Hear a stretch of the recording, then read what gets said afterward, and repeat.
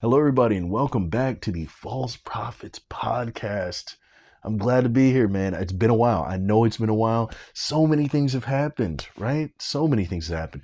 Jonathan Majors got found guilty. A situation that I, in many ways, put myself in. Mr. Reverend T.D. Jakes got swallowed up. Swallowed up. Have you ever been swallowed up?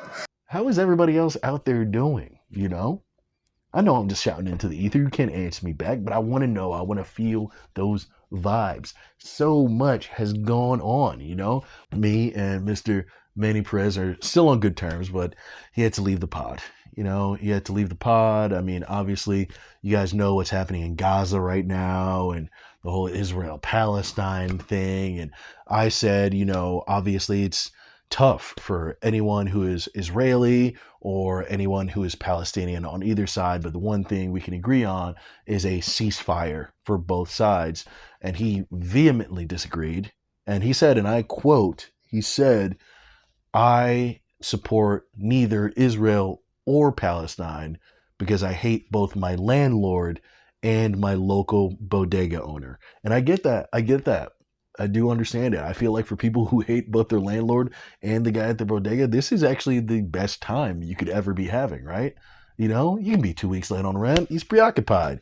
You can steal Snickers. That guy's staring at Newsmax. He has no idea what's happening, So, I mean, shout out to all the haters of both sides there, and shout out to the supporters, who want things to end as I do.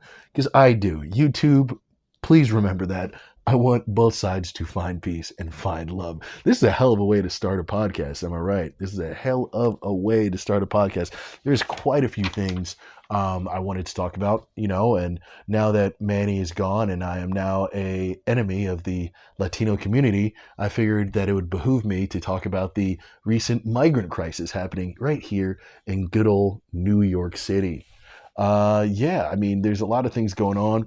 I don't know if you guys heard, but 50 Cent recently tweeted out that maybe Trump was right. And basically 50 Cent was saying that because he was referring to Eric Adams' new thing of his new policy or new program of $53 million, I believe, in prepaid credit cards to migrant workers and just migrant people and families and all that stuff.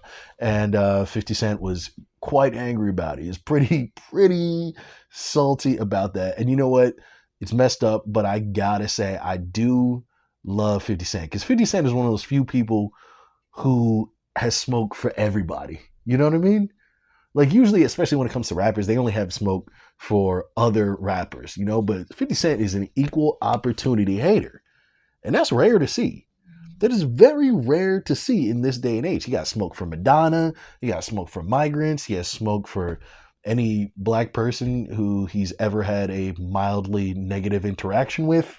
That's a lot. And, you got to be happy about that, All I'm saying is it's not racist if you hate everybody. And I feel like he hates everybody. And, as far as the whole migrant thing goes, man, I mean, it's a tough issue. It's a tough issue. It's hard. I honestly, personally think, we don't have enough room, especially not in New York City. Listen, America's a big place. America's a big place. There's plenty of places in the Midwest that a lot of people can be living. There's plenty of places even farther out west. I mean, who's living in Boise, Idaho?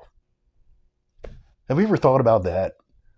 Who's living in, Tuscaloosa, Oklahoma, right? Right? I even heard Topeka, Kansas is openly asking for migrants to come. This is what needs to happen. Okay? This is what needs to happen. I don't mind people coming in here, into the country. I would prefer it to be legal. I very much would. And we can talk deeper about that. And I think it's just necessary. I mean, my family came from Jamaica. And as far as I know, they came here legally one by one. It took them a very long time. And when I say like immigrant family, it's like a real immigrant family, bro. Like my family's doing very well now, but it took them a long time to do very well. My grandma came here by herself, saved up enough money to get my uncle here. They saved enough money together to get my aunt here and so on and so forth. I have about like altogether 8 aunt and uncles and stuff like that. We have a massive family. So to all the Latinos being like, you don't understand what it's like to have 10 people under one roof. Okay, nigga, I do. Okay.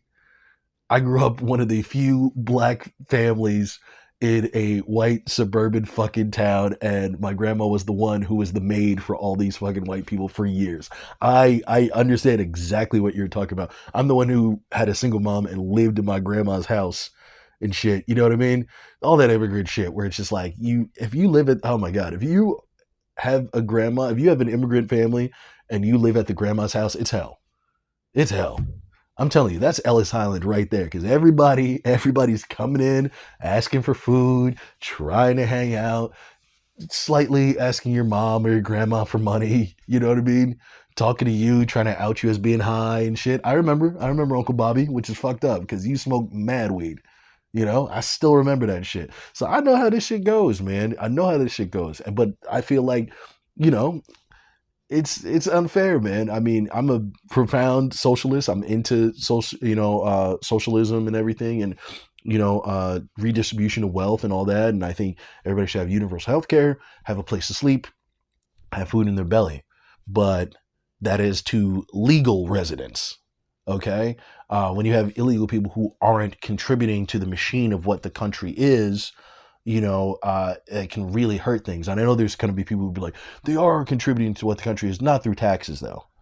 And really the only thing they're contributing to is the rich getting richer by disenfranchising people who are actually working, who want a fair wage. You know what I mean? As a socialist and as somebody who cares about social programs and unions and stuff like that, you really can't have illegal people because now that is, dividing the union. And the union can be of anybody of any racial, construct. Because I'm not just talking about Latinos. There's plenty of Africans right out there, who I do Uber with as well too. You know what I mean? Like, so it's a thing. It's a thing. There's black people doing it. There's Latino people doing it. It's a problem of both of us that I think needs to be very much figured out. But I will say the way the U.S. is getting to it is a little nuts. It's a little nuts. I don't know if you guys have seen the pictures as far as the Texas Rangers down south of the border. I mean, they're literally like lassoing people, whipping people. You see it in in these pictures of them on horseback and stuff, and they're getting these migrants, they're getting these immigrants who are sneaking in and everything, and it's just like, listen, okay. The end result of sending people back necessarily, depending on what they're doing, by getting in here illegally, like you send them back. I don't necessarily disagree. But to America right now, and more specifically Texas, but to America as a whole, can you make it a little less clan-y, a little less, hey, we're good at doing this because we have so much experience in doing this. Like there's something to it where I feel like, especially in Texas, where they're like, yo, like black people have finally found their own lives, segregation is done, and there's just been like white people who are racist, and they have like racist blue balls, and they're like, I need to hang something, I need to lasso something, I need to whip something. And this has been years and years and generations of racist blue balls building up. And then they hear these stories about these migrants, and they grab their AK-47 that they have like 8 of for whatever reason, and they pack it in their pickup truck, and they pack a lip, and they're like, it's time to roll out. It's not cool. I feel like there is a better way we could be doing this. I don't know the way. I'll be honest with you. I have no idea what the way is, but I feel like there is a much better way we could be doing this that is a little bit less Amistad-ish, a little bit less roots-ish, Is it too much to ask to treat somebody like a person, even if they did something wrong? Am I crazy?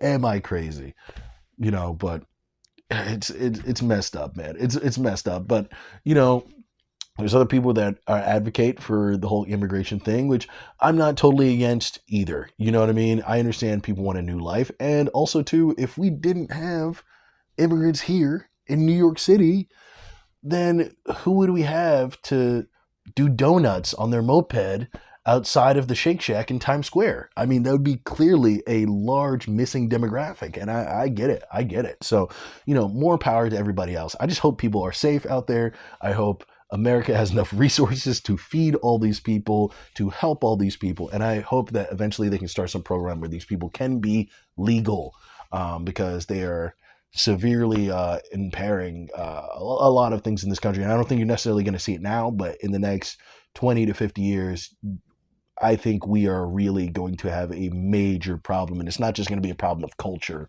of like, he eats this and I eat that. It's just like, hey, no one has enough food.